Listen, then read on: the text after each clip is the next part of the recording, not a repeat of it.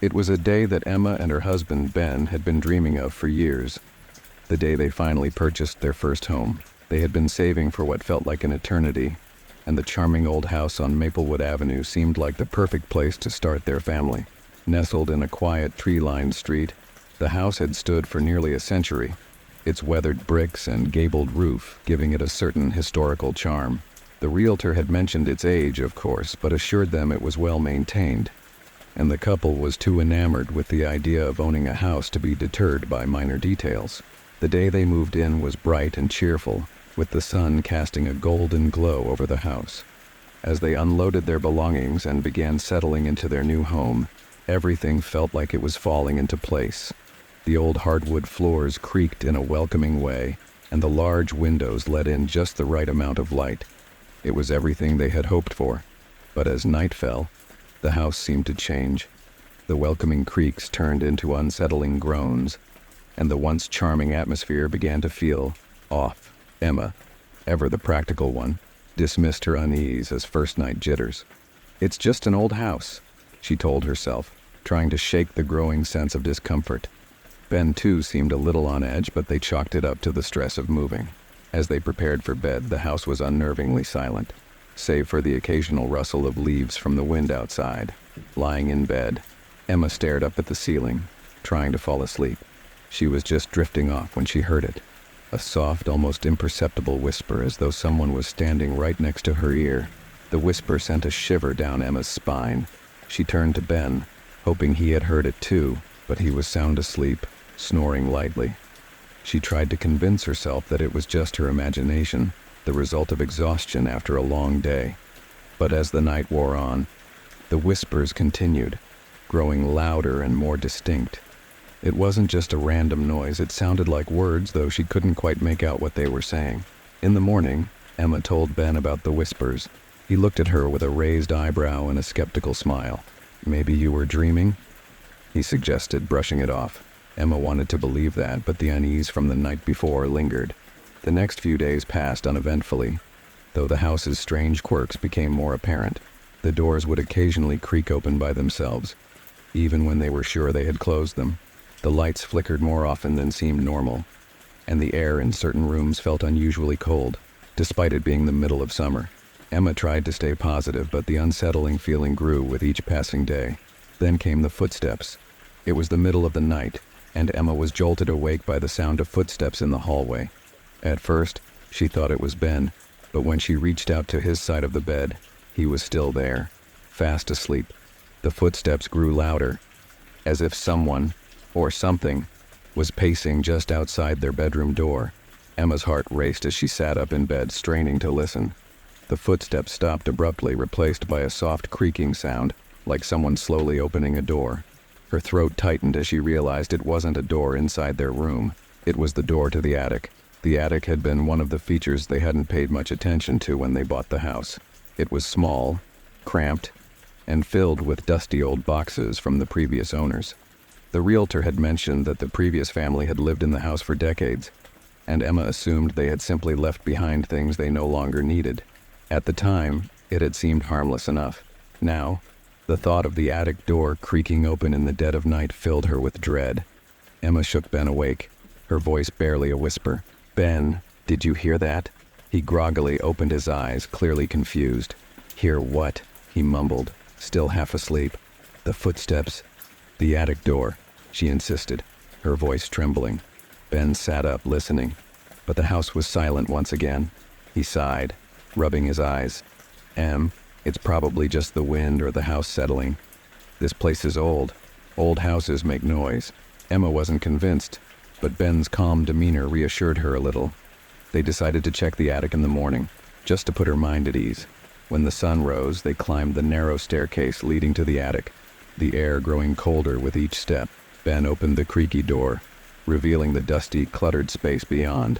Everything looked untouched, just as it had when they first moved in. There were no signs of intruders, no obvious reason for the strange noises. But as they turned to leave, Emma spotted something out of the corner of her eye. A small, ornate box sitting on one of the shelves. It hadn't been there before, she was sure of it. The box was old, with intricate carvings along its edges, and seemed completely out of place among the piles of discarded junk in the attic. Emma reached for it hesitantly, her fingers brushing against the cool wood. Something about it felt wrong, as if it didn't belong there, or anywhere. "Where did this come from?" she asked Ben, holding the box up for him to see. Ben shrugged. "No idea. Probably something the last owners left behind." "Why?" "I don't remember seeing it when we first checked the attic," Emma replied, her brow furrowing. She carefully opened the box, revealing its contents, a collection of old photographs, yellowed with age. The photos depicted a family, a man, a woman, and 2 children, standing in front of what appeared to be their house. But it wasn't just any house. It was their house. Emma's heart skipped a beat as she realized the implications. These weren't just any random photos. They belonged to the previous owners of the house, the same family who had lived there for decades. And judging by the clothes and the grainy quality of the photos, these pictures had to be at least 50 years old. There was something else in the box as well. An old, handwritten note. Emma unfolded it carefully, the paper fragile in her hands. The note was short, but chilling. "They never left." The cryptic message sent a shiver down Emma's spine. What did it mean? Who had never left? She glanced at Ben, who looked equally disturbed by the discovery. "This is getting creepy," he muttered, running a hand through his hair. "Maybe we should just throw this stuff away." But Emma wasn't so sure. She felt an inexplicable pull toward the box, as if it was the key to understanding the strange occurrences in the house. That night, the whispers returned. Louder and more insistent than before, they seemed to echo through the walls, filling the house with a sense of unease. Emma could no longer deny that something was terribly wrong. The following day, Emma took the photographs and the note to a local historian, hoping to learn more about the family in the pictures. The historian, an elderly woman named Mrs. Green, had lived in the town her entire life and was well versed in its history. When Emma showed her the photos, Mrs. Green's face paled.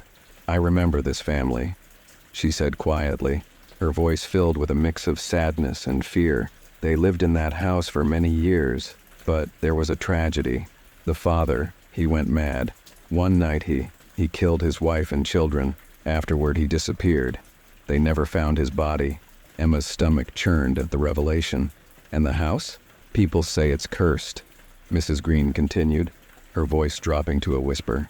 "The spirits of the family are said to still haunt it, trapped there, unable to move on." Armed with this new information, Emma returned home, her mind racing. She couldn't shake the feeling that the box had been left in the attic for a reason, as if someone or something wanted her to find it. The whispers, the footsteps, the eerie cold, it all began to make sense. The family was still there, trapped between worlds, unable to move on. That night, Emma and Ben decided to confront whatever was haunting their home. They set up cameras around the house, hoping to capture any paranormal activity. As midnight approached, the house grew unnervingly quiet, as if it was holding its breath, waiting for something to happen. And then, the footsteps began again. This time, they were louder, more deliberate, as if someone, or something, was pacing through the house. The air grew cold, and the lights flickered ominously. Emma clutched Ben's hand, her heart pounding in her chest. They could hear the whispers, louder than ever, filling the room with unintelligible words. Suddenly, the door to the attic swung open with a loud creak, and the temperature in the room plummeted. Emma felt a presence, a cold, dark energy that seemed to envelop them. The cameras captured nothing, but they both knew something was there. And then, a voice, clear and unmistakable, echoed through the room. "We never left."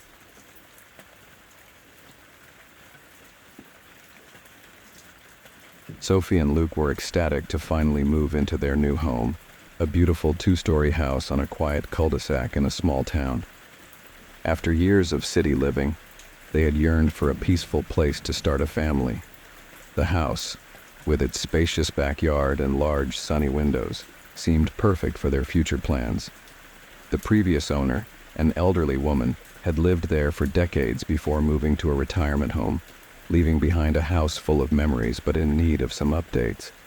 On their first night in the house, they were busy unpacking and arranging furniture when Sophie noticed something odd about the basement door. It was small, tucked away in a corner of the kitchen, and looked older than the rest of the house. Luke hadn't even noticed it during their initial walkthrough with the realtor. "Did you see this before?" Sophie asked, pointing to the door. Luke shrugged. "I must have missed it. Probably just leads to a storage area." The door was locked, and Luke figured it could wait until later. They had too many other things to focus on. As night fell, they settled into their new bedroom, enjoying the quiet peace of their new surroundings. But just as Sophie was drifting off to sleep, she heard it, a faint whisper, soft but insistent, coming from somewhere deep in the house. At first, she thought it was her imagination, the result of a long day and the stress of moving. But the whisper continued, growing louder, like a distant voice calling out from the dark. She turned to Luke, who was already asleep, and decided to ignore it. But deep down, Sophie felt a cold dread creeping in. The next morning, Sophie couldn't shake the feeling that something was off. The house, despite its bright and cheerful appearance, felt wrong. As they continued unpacking and settling in, strange things began happening. Small objects, keys, pens, books, seemed to move on their own. Sophie would place something down, only to find it in a completely different spot a few minutes later. At first, she thought she was just being forgetful, but the incidents became too frequent to ignore. Then there was the whispering.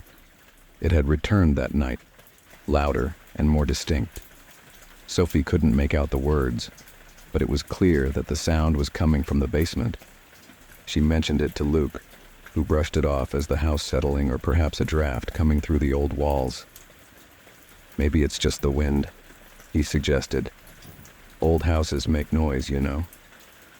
Sophie wasn't convinced, but she didn't want to seem paranoid. They had just moved in, after all. But the whispering continued, growing more frequent and more unsettling. It felt like someone, or something, was trying to communicate with her. One afternoon, while Luke was at work, Sophie decided to investigate the basement door. She had found an old key among the things left behind by the previous owner and hoped it would unlock the mysterious door. To her surprise, the key fit perfectly. With a deep breath, she turned the knob and opened the door, revealing a steep staircase descending into darkness. The air coming from the basement was cool and musty, and Sophie hesitated at the top of the stairs. The whispering had stopped, but the silence that filled the house now felt even more oppressive. With her phone's flashlight in hand, she slowly descended the stairs, the creaking wood under her feet echoing through the stillness. The basement was large but mostly empty, save for a few old boxes stacked against the walls and some outdated appliances. The concrete floor was cracked in places and cobwebs hung from the ceiling. Sophie's light scanned the room, revealing nothing out of the ordinary at first. But then she saw it. In the far corner of the basement, half hidden behind some old furniture, was a small door, just big enough for a child to pass through. It was strange, out of place, and something about it sent a chill down Sophie's spine. The door was slightly ajar, and the whispering returned, louder now, as though coming directly from behind it. Her instinct screamed at her to leave, but curiosity got the better of her. She approached the door slowly, her heart pounding in her chest. As she reached out to push it open, a loud bang echoed through the basement, causing her to jump back. It was as if someone had slammed the door shut from the other side. Terrified, Sophie ran back up the stairs, slamming the basement door behind her. Whatever was in that basement, it wasn't something she wanted to deal with alone. That night, Sophie told Luke about the basement and the strange door she had found. Luke, skeptical but concerned about Sophie's fear, agreed to check it out with her. Armed with flashlights, they descended the stairs together, their footsteps echoing in the oppressive silence. But when they reached the far corner of the basement, the door was gone. There was no sign of the small door Sophie had seen earlier. The wall was solid, as if the door had never existed. Luke looked at her, confused. "Are you sure you saw a door?" Sophie felt her stomach twist. She was certain of what she had seen. "It was right here," she insisted, her voice shaking. "I swear it was here." Luke searched the rest of the basement but found nothing unusual.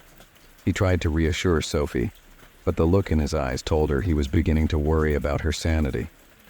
They returned upstairs, but Sophie couldn't shake the feeling that something was horribly wrong. The next day, Sophie did some research on the house, hoping to find answers. What she discovered was chilling. The house had a dark history. A previous owner, a man named Thomas Willard, had disappeared under mysterious circumstances nearly 50 years ago. Before his disappearance, neighbors had reported hearing strange noises coming from the house, and several tenants had moved out shortly after moving in, claiming the house was haunted. Sophie's heart raced as she read the old news articles. It seemed that whatever haunted the house had never left. Over the next few days, the strange occurrences in the house grew more frequent and more terrifying. The whispering in the basement became constant, filling the house with an eerie, oppressive energy. Objects continued to move on their own, and Sophie began to see shadowy figures out of the corner of her eye. One night, as they were sitting in the living room, the lights flickered and went out. The room was plunged into darkness, and the whispering grew louder, more insistent. Sophie clutched Luke's arm, her heart racing. They both heard it now. There was no denying that something was in the house with them. Suddenly, the basement door creaked open, and the temperature in the room dropped. A cold, unnatural wind blew through the house, and the whispering turned into a low, guttural growl. The shadows in the room seemed to move on their own, shifting and twisting in the darkness. Luke grabbed a flashlight and pointed it toward the basement door, but there was nothing there. Still, the feeling of being watched was overwhelming. Sophie could feel eyes on her, cold and malevolent, watching from the shadows. "Get out," a voice whispered, clear and unmistakable. Sophie and Luke knew they couldn't stay in the house any longer. The haunting had grown too intense, too dangerous. They packed their bags and prepared to leave, but the house seemed to have other plans. As they approached the front door, it slammed shut with a deafening bang, trapping them inside. The whispering grew louder, filling the air with a sense of dread. Shadows moved across the walls, dark and twisted, and the temperature in the room dropped even further. Sophie felt a cold hand brush against her arm, and she screamed, backing away from the door. Luke tried to open the door, but it wouldn't budge. The house was alive, and it wasn't going to let them leave.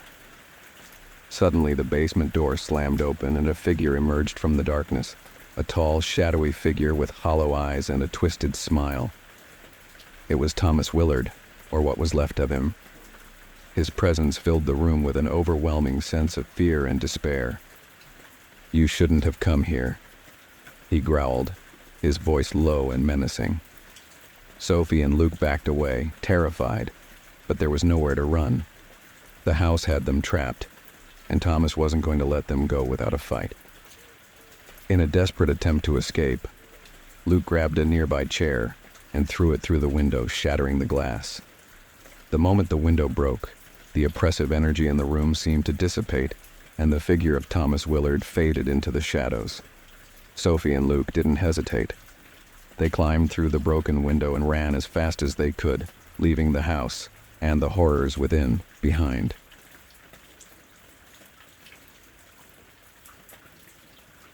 After months of house hunting, Olivia and Mark finally found their dream home, an old Victorian-style house with character, nestled on the outskirts of town. The house was beautiful in its vintage charm, with its ornate woodwork, large windows, and a wraparound porch. The couple was excited to move in, imagining peaceful nights and warm mornings sipping coffee on the porch. Their realtor had been upfront about the house's history. It had remained empty for nearly a decade after the previous owner, Mrs. Bernhard, had passed away under mysterious circumstances. There were rumors in the town that the house was haunted, but Olivia and Mark didn't pay much attention to such stories. They were thrilled to make it their own and begin a new chapter of their lives. The first day was spent unpacking and setting up furniture. By evening, Olivia decided to explore the house. She wandered through the dusty hallways, admiring the high ceilings and the antique fixtures. When she reached the attic, a strange feeling came over her. The air felt heavier, colder. As she climbed the creaky stairs, the house seemed to fall eerily silent. Pushing open the door to the attic, she found it mostly empty except for a few old trunks and dusty furniture left behind. However, in the far corner, there was something that caught her eye. A single, dusty chair facing the small window. It looked out of place, as if someone had been sitting there for a long time. Shivering slightly, Olivia turned to leave. But just as she did, she heard something faint, a barely audible sound, like a whisper carried by the wind. She paused, listening closely, but the sound faded as quickly as it had come. She brushed it off as her imagination, but deep down, a sense of unease settled in her chest. Over the next few days, strange things began happening. At first they were small incidents, lights flickering, doors creaking open on their own, and cold drafts blowing through the house even when all the windows were closed. Olivia noticed these oddities but tried to ignore them, convincing herself that it was just the old house settling. However, one night things escalated. Olivia woke up in the middle of the night to a soft sound, a faint, almost imperceptible scream. She sat up in bed, straining to hear it again, but there was nothing. The house was silent, and Mark was fast asleep beside her. She lay back down, telling herself it was just a bad dream, but sleep didn't come easily. The following day, as Olivia was cleaning the kitchen, she heard a distinct creak coming from upstairs. Thinking it was Mark, she called out to him, but there was no response. Curious, she went upstairs to check, but the rooms were empty. Mark had left for work hours ago. A cold shiver ran down her spine as she stood in the hallway, the air around her suddenly feeling thick and oppressive. Later that evening, when Mark returned, Olivia told him about the strange occurrences. He laughed it off, telling her that the house was just old and probably had some electrical issues. But Olivia couldn't shake the feeling that something was off. Something was watching them. A few nights later, as Olivia was drifting off to sleep, she heard it again. A faint scream, muffled as if it were coming from behind the walls. This time, it was unmistakable. She bolted upright in bed, her heart racing. Mark stirred beside her but didn't wake up. She held her breath, listening closely. The scream was faint, almost like a cry for help, but it was distant, coming from deep within the house. Olivia's heart pounded in her chest as she slowly got out of bed. She crept through the dark house, following the sound, which seemed to grow louder the closer she got to the attic. She hesitated at the base of the attic stairs. The scream had stopped, replaced by an eerie silence. With trembling hands, she climbed the stairs and opened the attic door. The air was thick with dust, and the same chair she had seen before was still sitting by the window, untouched. But something was different now. On the floor near the chair, there was a large, dark stain that hadn't been there before. It looked like dried blood. Olivia gasped, backing away, but as she turned to leave, the attic door slammed shut behind her, trapping her inside. Panicking, she banged on the door, calling out for Mark, but the house seemed to swallow her screams. The air in the attic grew colder, and the faint whisper returned, growing louder, until it became a voice, an angry, desperate voice that seemed to echo all around her. "Leave. This is not your home." Terrified, Olivia managed to pry the attic door open and ran downstairs, breathless and shaken. She couldn't shake the feeling that there was something, or someone, trapped in that house. The next day, she did some digging into the history of the property and the previous owner, Mrs. Bernhard. What she found was disturbing. Mrs. Bernhard hadn't simply passed away. She had disappeared. According to old newspaper articles, Mrs. Bernhard had been living alone for years after her husband died. Neighbors reported strange sounds coming from the house, screams and cries late at night, but no one ever investigated. Then one day she vanished without a trace. Some people believed she had been murdered, while others thought she had gone mad and wandered off into the woods, never to be seen again. The more Olivia read, the more unsettled she became. She found an old photograph of Mrs. Bernhard, standing in front of the house with a cold, vacant look in her eyes. Olivia couldn't shake the feeling that the old woman was still there. trapped in the house, unable to leave. Determined to get answers, Olivia contacted a local historian who specialized in haunted properties. He agreed to meet her at the house the next day. The historian, Mr. Peters, arrived the next morning with his equipment: EMF readers, audio recorders, and cameras. He had investigated many haunted houses in the past, but something about Olivia's story intrigued him. As they walked through the house, he explained that houses like this with tragic histories often retained the energy of the people who had lived and died there. They started in the attic, where Olivia had heard the voice. As soon as they entered, the temperature dropped and the air grew thick with a heavy, oppressive energy. Mr. Peters turned on his equipment, and almost immediately, the EMF reader began to spike. He placed a recorder on the floor and asked a simple question: "Is there anyone here with us?" At first, there was nothing but silence. But then, after a few moments, they heard it. A faint, disembodied voice coming from the recorder. It was barely audible, but the words were clear. "Help me." Olivia's heart raced as she listened to the playback. The voice sounded desperate, almost pleading. Mr. Peters looked at her with concern. "There's definitely something here," he said. "Something, or someone, that's been trapped for a long time." As they continued the investigation, the activity in the house grew more intense. Objects moved on their own, doors slammed shut, and the faint scream that Olivia had heard before returned, louder and more urgent. It was clear that the spirit of Mrs. Bernard, or whatever was left of her, was trying to communicate. That night, as Olivia and Mark lay in bed, the house seemed to come alive. The walls creaked and groaned, the temperature plummeted, and the air was filled with the sound of the scream. The same scream that had haunted Olivia since they moved in. This time it was louder, more frantic, as if the spirit was begging for release. Olivia couldn't take it anymore. She got out of bed and went to the attic one last time, determined to confront whatever was haunting the house. As she climbed the stairs, the scream grew louder, piercing her ears and making her head pound.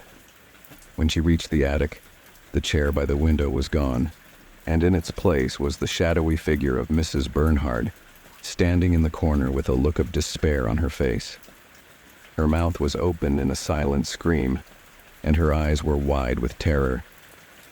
"Please," she whispered, "let me rest." Tears streamed down Olivia's face as she realized that the old woman's spirit had been trapped in the house for decades, unable to move on.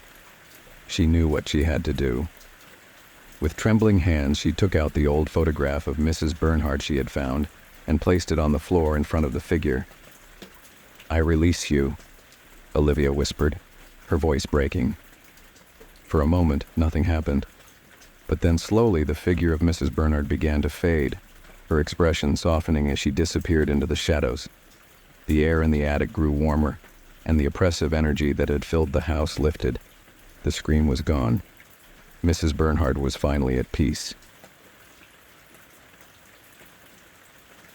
Jessica and Daniel had spent years searching for the perfect home, a place where they could start their family. When they finally found a large, affordable house on the outskirts of a small town, it seemed too good to be true. It was a grand old house with a large garden, a welcoming porch, and enough rooms to accommodate their growing family. The previous owner had moved out abruptly, leaving the house fully furnished. This was a bonus for Jessica and Daniel, who appreciated the vintage furniture and old-world charm. They wasted no time in moving in and making the place their own. For the first few weeks, everything seemed perfect. They quickly settled into a routine, and the house felt like home. However, as the days passed, Jessica began to notice subtle, unsettling occurrences. Objects weren't where she remembered leaving them. Doors that were closed were suddenly open, and the faint sound of footsteps echoed through the halls late at night. At first, she dismissed it as her imagination, chalking it up to the creaky nature of an old house. But the sense of being watched grew stronger, making her uneasy, especially when Daniel was at work. The large, empty rooms that once felt inviting now seemed to press in on her, filling with shadows that moved just out of the corner of her eye. One evening, while cleaning out one of the upstairs guest rooms, Jessica found a door she hadn't noticed before. It was small, tucked away in a corner, and looked more like a closet than a room. Intrigued, she opened it and was surprised to find a narrow staircase leading up to a hidden attic. The attic was dusty, filled with old furniture and boxes that hadn't been touched in years. But what caught her attention was a makeshift bedroom in the corner, an old bed, a nightstand, and a small rocking chair facing a window. It was as if someone had been living there. Jessica felt a chill run down her spine as she explored the attic. Something about the room felt wrong, as though it held the weight of secrets. As she stood near the bed, she heard a soft creak behind her, like someone stepping on the floorboards.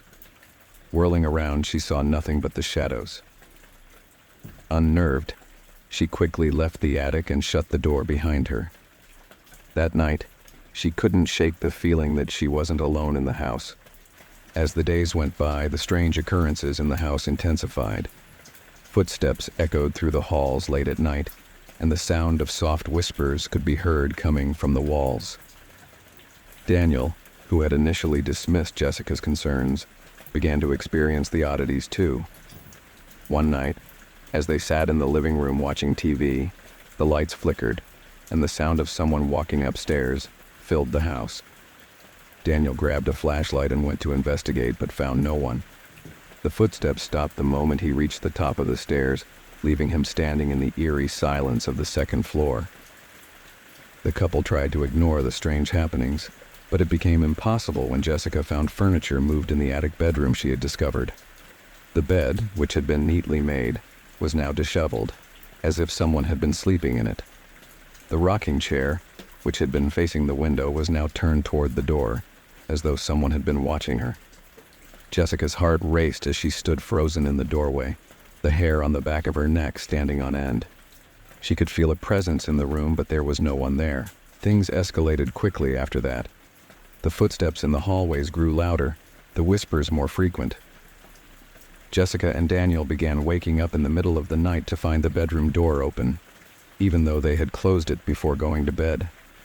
Daniel started seeing shadows out of the corner of his eye, tall, thin figures that vanished the moment he turned to look at them directly. One evening, as Jessica was cooking dinner, she heard a child's laughter coming from the living room. She dropped the spoon she was holding, her heart pounding in her chest. Slowly, she made her way to the living room, but found it empty. The TV was off, and the house was silent. As she turned to leave, she saw it, a shadowy figure standing in the doorway watching her. It was tall, with long, thin limbs and hollow eyes that seemed to bore into her soul. Jessica screamed, and the figure vanished, leaving her standing in the empty room, trembling with fear. Desperate for answers, Jessica and Daniel contacted a paranormal investigator. When the investigator arrived, she immediately sensed the heavy energy in the house. She explained that the house was haunted by the spirits of previous tenants, people who had lived in the house but had never truly left. As they conducted the investigation, the spirits made themselves known. The sound of footsteps echoed through the house, and the whispers grew louder.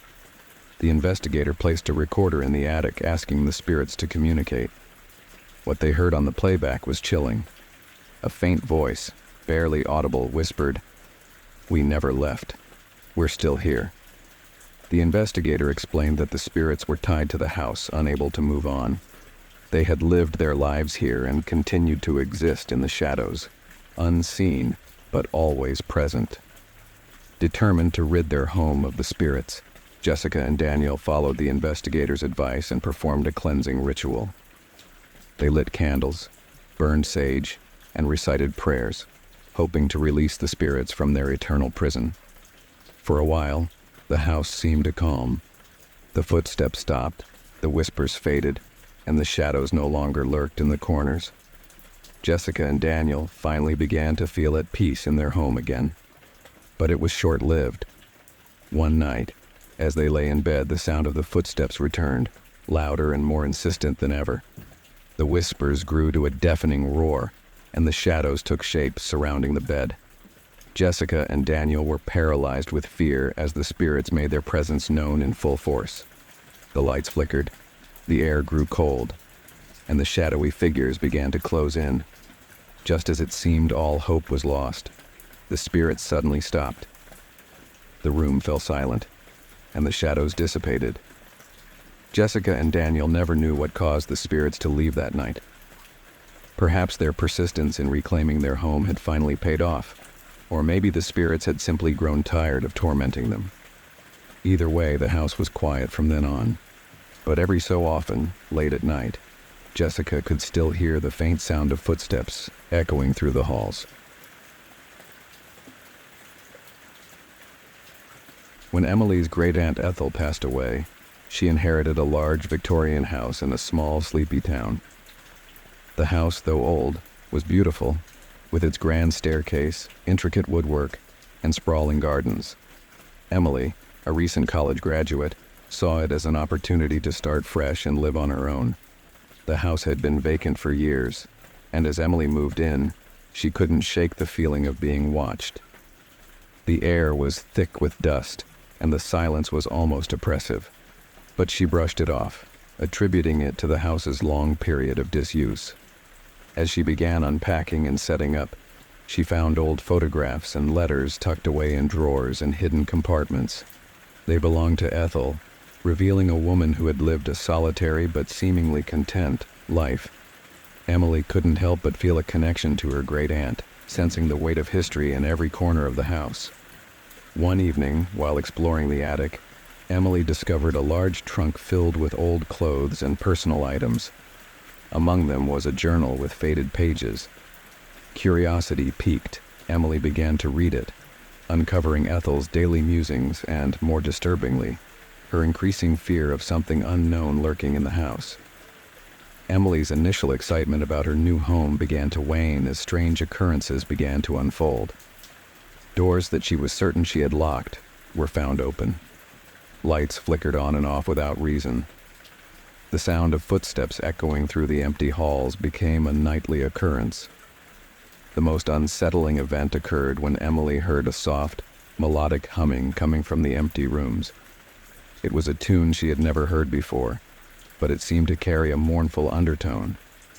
Each time she followed the sound, it would suddenly stop, leaving her alone in the eerie silence. One night, while lying in bed, Emily felt a cold, unseen presence sitting on the edge of her mattress. Her heart raced as she turned on the light, only to find nothing there. The sensation of being watched became more intense, and she started to feel a persistent, inexplicable sadness. Emily decided to investigate the history of the house further, hoping to uncover the source of the disturbances. She visited the local library and spoke with the town historian, who revealed that Ethel had been a recluse in her later years, rumored to have seen and heard things that no one else could. The more Emily delved into the house's past, the more she uncovered about Ethel's troubled final years. Neighbors recalled eerie sightings, shadowy figures moving about the property at night, and strange noises that seemed to come from the house. Emily returned to the trunk in the attic, searching for more clues. Among the items, she found a photograph of Ethel with a strange, shadowy figure standing behind her. It was as if the figure was trying to remain hidden, but its presence was undeniable. The photograph sent chills down Emily's spine. One night, while trying to sleep, Emily was jolted awake by a loud crash downstairs. She rushed to investigate, only to find that nothing had been disturbed. The house was silent, but the feeling of being watched was stronger than ever. Desperate for answers, Emily reached out to a local paranormal investigator. The investigator conducted a thorough examination of the house, using various tools to detect any supernatural activity. What they found was both intriguing and terrifying.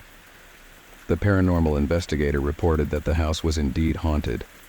The tools detected strong energy readings, particularly around the attic and the room where Ethel had spent most of her time. The investigator suggested that the spirit of Ethel was trying to communicate, possibly seeking help or resolution. Emily and the investigator set up a seance in the attic, hoping to make contact with the spirit. During the seance, the temperature dropped dramatically, and the room was filled with an oppressive silence. Suddenly, the investigators' equipment began to pick up voices, faint whispers that grew clearer as the seance progressed. Ethel's spirit seemed to be trying to convey a message, but it was fragmented and disjointed. Emily heard phrases like, "They're watching," and "Help me." The chilling revelations left her feeling more unsettled, and she could no longer deny the house's dark presence. To gain more clarity, the investigator suggested using a Ouija board. Emily was apprehensive, but agreed, hoping it would provide the answers she sought. The Ouija board session was intense. The planchette moved with purpose, spelling out words and phrases that revealed a dark and disturbing history. It became clear that Ethel had been haunted by malevolent spirits, entities that had tormented her throughout her life. The spirits were described as shadows, entities that fed on fear and despair. Ethel's final entries in her journal hinted at her struggle to keep them at bay, but she had failed. The house was a prison for these entities, and they had continued their torment, even after her death. Emily learned that the shadowy figure in the photograph was one of these entities, a particularly sinister presence that had been haunting the house for decades. The spirits were not merely residual energy, but active, malicious forces that thrived on the fear they instilled in the living. Determined to end the cycle of fear, Emily decided to confront the spirits head-on. She and the investigator performed a cleansing ritual, using holy water, incense, and prayers to drive the malevolent entities from the house.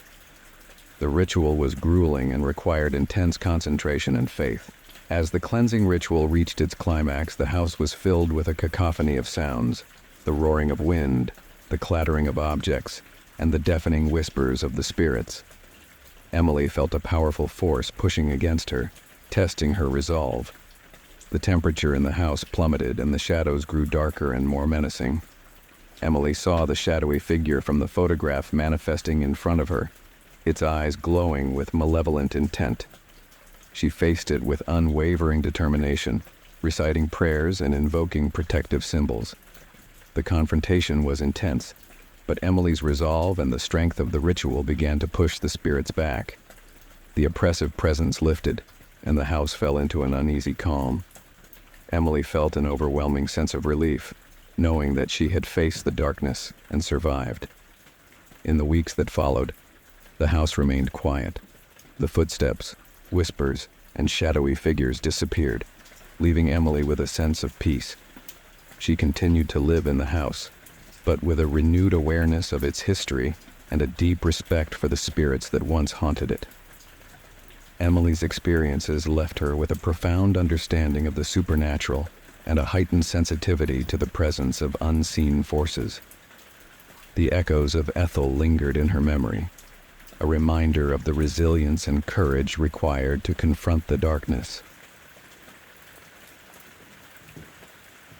When Mark and Lisa bought their new home in the quaint town of Brooksville, they were excited to start a new chapter in their lives. The house, an old Victorian with a wraparound porch and charming architecture, seemed perfect for raising their two children. They were drawn to its character and the promise of a fresh start. The first few weeks were filled with unpacking and decorating. The house quickly transformed from a cold, empty shell into a warm and inviting home. However, as they settled in, Mark and Lisa began to notice strange occurrences. At first, it was minor things, the occasional creak or groan of the house settling. But soon the disturbances grew more unsettling. Lisa often heard whispers in the walls, faint voices that seemed to come from nowhere. At night, the sound of children laughing and playing echoed through the empty rooms. The couple dismissed these as the result of the house's age and the acoustics of the old building. One evening, while Lisa was putting the kids to bed, she heard a soft, melancholy voice calling her name. Startled, she looked around the darkened hallway but saw nothing. She called out to Mark, but he was in the garage working on a project. Feeling unsettled but unable to find any rational explanation, Lisa shrugged it off and went to bed. One day, while cleaning the attic, Lisa stumbled upon a hidden door behind a stack of old trunks. The door was old and weathered, and she had never noticed it before. With a sense of both curiosity and apprehension, She opened it to reveal a small, dusty room. Inside the room was a single bed, a small nightstand, and an assortment of old toys and books. The room seemed to have been untouched for decades, and a thick layer of dust covered everything. Lisa felt a shiver run down her spine as she surveyed the room. It was clear that someone had been using this space long ago, but the presence of old toys and the small bed gave it a strange, childlike quality. That night, Lisa heard the whispers again, louder and more insistent than before. They seemed to come from the direction of the hidden room. She decided to investigate, but when she opened the door, the room was as she had left it, dusty and undisturbed. The whispers continued, growing louder and more frantic. As the weeks went by, the strange occurrences in the house intensified. The whispers became more distinct, sometimes forming coherent sentences that Lisa could almost understand. The children began to complain about feeling watched and hearing voices calling their names at night. One evening, while Lisa was preparing dinner, she heard the sound of footsteps behind her. She turned around to find the kitchen empty, but the sound persisted. The temperature in the room dropped suddenly, and she saw her breath fogging in the cold air. The following night, Mark and Lisa were woken by the sound of heavy banging coming from the attic. They both went up to investigate, but the noise ceased as soon as they reached the attic door. When they opened it, everything was quiet, and there was no sign of disturbance. The couple began to feel a growing sense of unease in the house. They started to see fleeting shadows out of the corner of their eyes, and the feeling of being watched became almost unbearable. Mark decided to call in a paranormal investigator, hoping to uncover the source of the disturbances. The paranormal investigator arrived and conducted a thorough examination of the house. Using various tools, they detected unusual energy readings in the attic and the hidden room. The investigator noted that the house had a strong, residual energy that seemed to be centered around the hidden room. During the investigation, the team set up cameras and audio recorders throughout the house. They performed a seance in the hidden room, hoping to make contact with the spirits. The session revealed faint, distorted voices and a sense of overwhelming sadness. The investigator suggested that the house had a dark history, with the whispers being the voices of spirits trapped within the walls.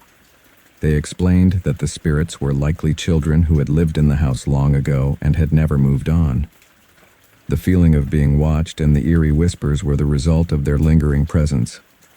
Determined to help the spirits find peace, the investigator performed a cleansing ritual, using incense and prayers to release the trapped entities. The ritual was intense, with the energy in the house fluctuating wildly. The temperature dropped, and the walls seemed to pulse with an otherworldly force. As the cleansing ritual progressed, the whispers grew louder and more frantic.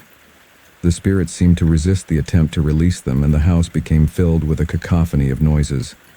The walls vibrated, and the air was thick with tension. Lisa and Mark watched in fear as the spirits made their presence known. The hidden room seemed to come alive with energy, and the old toys began to move on their own. The temperature in the house plummeted, and the feeling of dread was palpable. The investigator continued with the ritual, chanting and invoking protective symbols. Slowly, the energy began to shift. The whispers faded, and the oppressive atmosphere lifted. The house fell into an uneasy calm, and the temperature returned to normal. The cleansing ritual was successful in driving away the spirits, but the house retained a lingering sense of melancholy. Lisa and Mark were relieved, but they knew that the echoes of the past would always remain a part of their home. In the aftermath of the haunting, Lisa and Mark continued to live in the house, but they could never shake the feeling of being connected to the spirits that had once inhabited it. They often found themselves reflecting on the whispers and the strange occurrences that had plagued them. The hidden room remained as a reminder of the house's dark history. They left it untouched, preserving it as a part of their home's past. The whispers had ceased, but the memory of the haunting remained vivid in their minds. Occasionally, Lisa would hear the faint sound of children's laughter echoing through the house, a reminder of the spirits that had once lived there. Though the house was quiet and peaceful, The echoes of the past continued to resonate, a testament to the enduring presence of the spirits that had once haunted their home. When David accepted the job as a night security guard for the old Millwood Manor, he was excited about the steady income and the chance to work in a historic building. The manor, built in the early 1900s, had been converted into a museum and was known for its intricate architecture and rich history. David's duties were straightforward: patrol the halls, monitor the security cameras, and ensure the safety of the artifacts.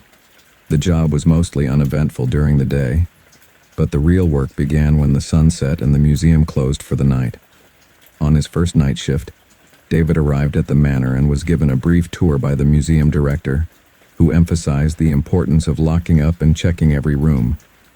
The director mentioned that the manor had a storied past, but David brushed off the eerie tales as nothing more than local folklore. As the night wore on, David began his rounds, walking through the dimly lit halls and checking the security feeds. The manor was vast and filled with shadows, and he couldn't help but feel a sense of foreboding as he navigated through its labyrinthine corridors. By the second week, David had settled into the routine of his night shifts. The manor was quiet, and the only sounds were the occasional creak of the old building and the hum of the security system. However, strange things started to happen. One night, while reviewing the security camera footage, David noticed something odd. A shadowy figure seemed to move through the frames. At first, he thought it was a glitch, but the figure appeared on multiple cameras, always in the same areas. David dismissed it as a trick of the light or a malfunction in the cameras.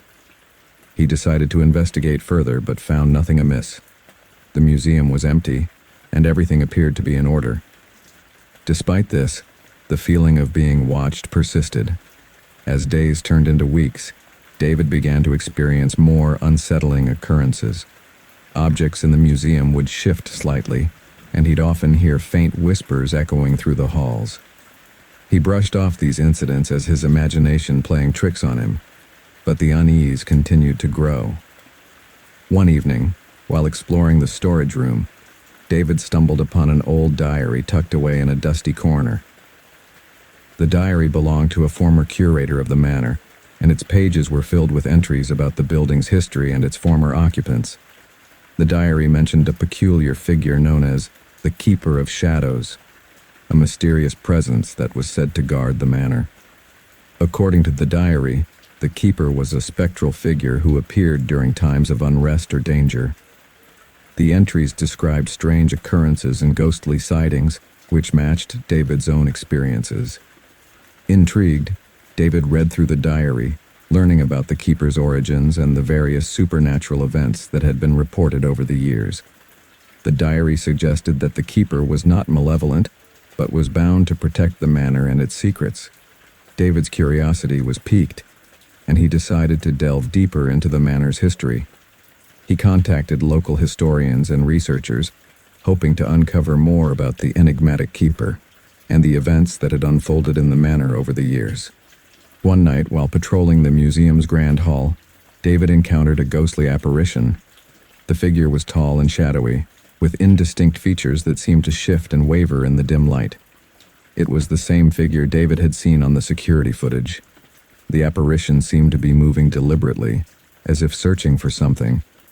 David followed it, trying to get a closer look, but the figure vanished as he approached. The encounter left him shaken and bewildered. Over the following nights, David began to see the apparition more frequently. It appeared in different parts of the manor, always just out of reach. The whispers grew louder, and David felt an overwhelming sense of dread whenever the figure was near. Desperate for answers, David turned to the diary for guidance. It mentioned that the Keeper was tied to a specific event in the manor's past, a tragedy that had occurred long ago. The diary hinted that understanding the Keeper's purpose was key to resolving the disturbances. David's research revealed a tragic event from the manor's past, a fire that had claimed the lives of several people, including the original curator. The fire was believed to have been caused by an accident, but rumors persisted that it was deliberately set to cover up a darker secret. The diary suggested that the Keeper of Shadows was connected to this event, acting as a guardian for the souls lost in the fire. David learned that the manor had a hidden room where important documents and artifacts related to the fire were stored. This room was sealed off after the fire and had remained untouched for decades. Determined to uncover the truth, David located the hidden room and carefully opened it. Inside, he found charred remains of documents and artifacts, along with a series of photographs depicting the victims of the fire. Among them was a portrait of the curator, who had been known as the Keeper. The discovery revealed that the Keeper had been a real person who had died protecting the manor. The apparition David had seen was a manifestation of the curator's spirit, still bound to the manor by the tragedy that had befallen it. With the truth about the Keeper of Shadows revealed, David decided to perform a ritual to honor the spirit and bring closure to the events of the past. He enlisted the help of a local spiritual advisor who guided him through a ceremony to release the spirit from its earthly bounds. The ritual took place in the grand hall, where the fire had begun. David followed the advisor's instructions, lighting candles and offering prayers to appease the spirit and acknowledge its role in protecting the manor. As the ritual progressed, the atmosphere in the manor changed. The oppressive feeling lifted, and the whispers ceased.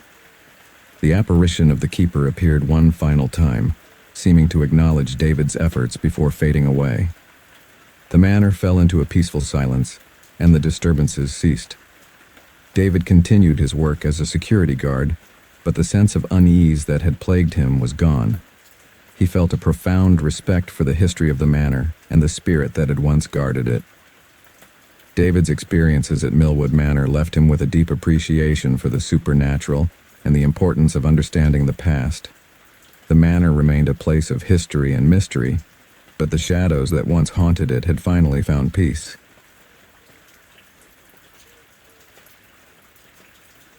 When Jenna and Michael first laid eyes on Ridgeview House, they knew it was their dream home.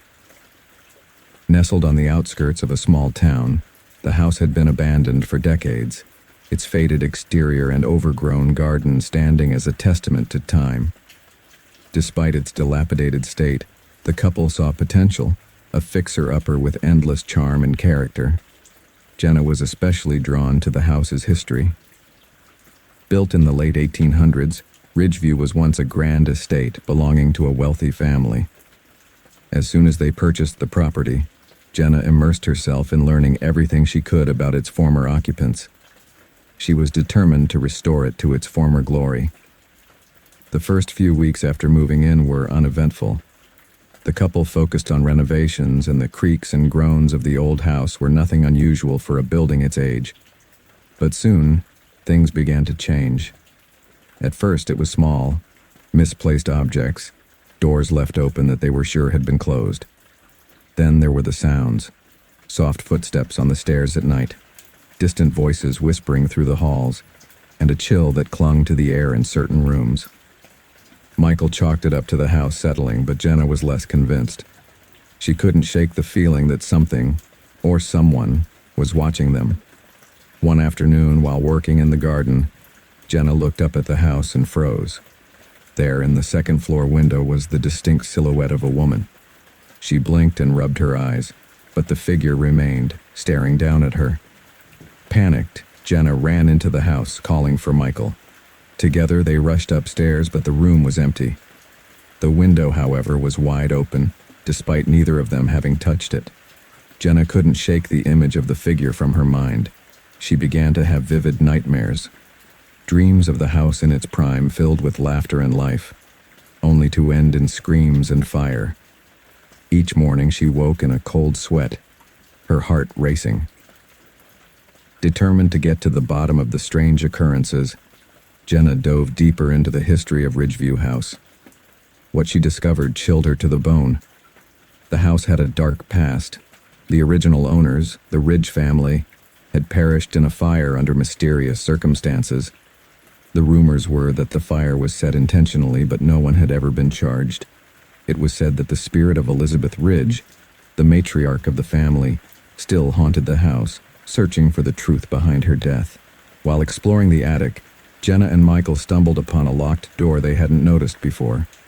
It was strange, as they had combed through every inch of the house during their renovations, but this door had somehow escaped their attention. With some effort, Michael forced the door open, revealing a small, dusty room.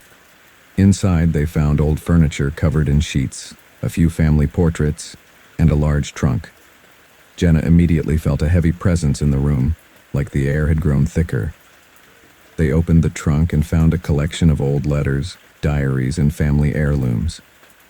The letters told a story of a family slowly unraveling, accusations of infidelity, whispers of betrayal, and a growing tension between Elizabeth and her husband, Charles Ridge. One diary, written by Elizabeth herself, hinted at her suspicions that Charles was plotting against her. She feared for her life, and in her final entries, she spoke of a dark force in the house that seemed to be influencing her husband's behavior. After discovering the diary, Jenna's nightmares grew worse. She started hearing Elizabeth's voice in her sleep, whispering warnings and pleading for help. The voice was no longer confined to her dreams either. Jenna would hear it during the day, faint but unmistakable, urging her to uncover the truth about what had happened to the Ridge family. Michael, too, began to experience strange phenomena. He grew irritable, prone to sudden fits of anger that were completely out of character. At night, he would wake up drenched in sweat, his eyes wide and fearful, but he couldn't remember what he had dreamed. Jenna became convinced that Elizabeth's spirit was reaching out to them, but not out of malice. She believed that Elizabeth was trapped, bound to the house until the truth of her death was revealed. But Michael wasn't so sure. He felt something far darker was at play, something that didn't want them to leave. The couple's once idyllic relationship began to deteriorate, mirroring the turmoil that had plagued the Ridge family. The more time they spent in the house, the more their lives seemed to spiral out of control. Desperate for answers, Jenna reached out to a local medium. The woman, an elderly figure with a reputation for connecting with the spirit world, agreed to perform a seance in the house. Michael was skeptical, but Jenna was determined to make contact with Elizabeth and finally put the restless spirit to rest. On the night of the seance, the atmosphere in the house was tense. As the medium set up her candles and prepared for the ritual, the temperature in the room dropped, and the air grew still. The medium closed her eyes and began to chant softly, calling out to Elizabeth. At first, there was nothing but silence. Then, a gust of wind blew through the room, extinguishing the candles. The medium gasped, her eyes flying open as she gripped Jenna's hand. "She's here," the medium whispered. "But she's not alone." Suddenly, the room was filled with an overwhelming sense of dread. The walls seemed to close in around them, and a deep, guttural voice echoed through the room. It was not Elizabeth's voice. It was something much darker, something ancient. The medium's face twisted in fear as she stood abruptly, shouting for them to leave the house immediately. But before they could move, a powerful force knocked them to the ground. The dark presence was angry, and it wanted them gone. Jenna and Michael barely made it out of the house that night. As they stumbled into the garden, gasping for breath, they turned to see the figure of Elizabeth standing in the window once more, watching them with a sad, haunted expression. The medium warned them never to return to Ridgeview House, telling them that the dark force within it was too powerful to be contained. It wasn't just the spirit of Elizabeth that haunted the house. Something much older and more malevolent had taken root there long before the Ridge family ever lived in it. The couple decided to sell the house and move far away, but Ridgeview House never truly left them. The nightmares continued, and they often felt as if they were being followed by an unseen presence. The house may have let them leave, but it hadn't let them go. Years later, Ridgeview House still stands, abandoned once again, waiting for its next unsuspecting occupants. Those who pass by say they can still see a figure in the window, a woman trapped between worlds, forever watching, forever waiting.